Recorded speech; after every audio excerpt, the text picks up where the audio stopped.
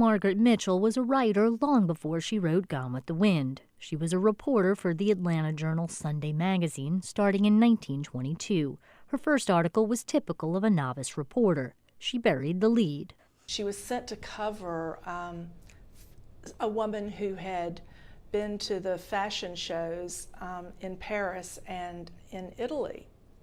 But that woman had also been a first-hand witness to Mussolini's armies overtaking Rome, and she just tagged that into the bottom of the story. So her first major edit job was a rewrite of that very, very famous news occasion.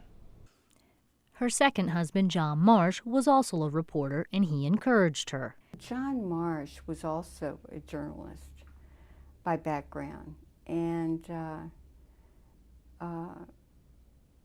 he worked for the Hearst newspapers. Their favorite thing to do together was to go to Georgia Press Association meetings and Georgia Women's Press Association meetings. I think they shared the green eye shades, and so we know their life was filled with newspapering. She was a lively and engaging writer. She had a wonderful interviewing style. She interviewed just so many people, every big dignitary who came to town, they ended up having her interview them. There's a wonderful picture of her interviewing Rudolph Valentino, who was the great screen star of the time.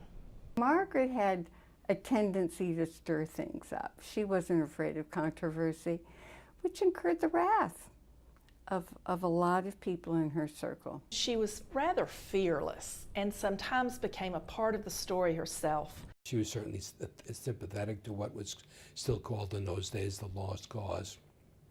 She felt that the South had a valid point to be made politically, and that stories she tended to deal with often dealt with figures out of Southern history before, during, or after the Civil War. One of her most perhaps her most important legacy is the research that she put into her articles. She put a great deal of research and fact-checking into every piece that she wrote. Many of her stories were about women. She did a series called Georgia's Empress and Women Soldiers, and it was highlighted a number of unusual Georgia women. One was Rebecca Latimer Felton, who became the first woman to serve in the U.S. Senate. Another was Mary Mossgrove, a Creek Indian, very famous Creek Indian. There was Mary Hart, who dressed as a man to serve in the Civil War. As a child, Margaret was dragged to women's movement meetings about women procuring the right to vote.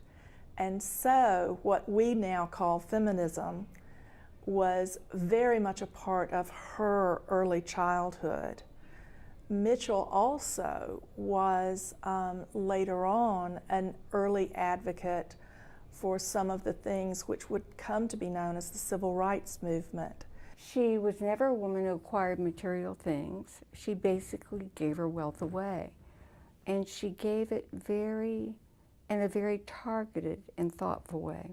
We discovered a compilation of letters that Margaret had written Benjamin Mays, the teacher of Dr. King, the president of Morehouse College, in which Mays had sought out Margaret Mitchell, and at one point even sent her his pamphlet, The Christian Principles of Race Relations. And in the course of that correspondence, you see a woman who had evolved from being a reporter, a world-acclaimed author. So you saw that evolution, and then you come across these letters. And the first letter was to Hugh Spalding. And he had written Margaret asking her for contributions to the expansion of St. Joe's Infirmary, which at the time was downtown.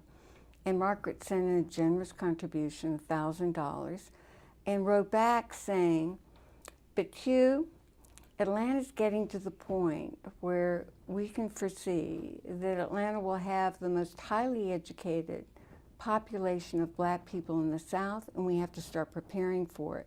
We need a hospital where our black doctors can train and come back and work in this section. And that became the undergirding philosophy in her providing scholarship money to Dr. Mays for students at Morehouse College, who then went on to Meharry Medical School. And we know today that she funded as many as 40 African Americans through medical school. Margaret Mitchell, Atlanta Press Club Hall of Fame.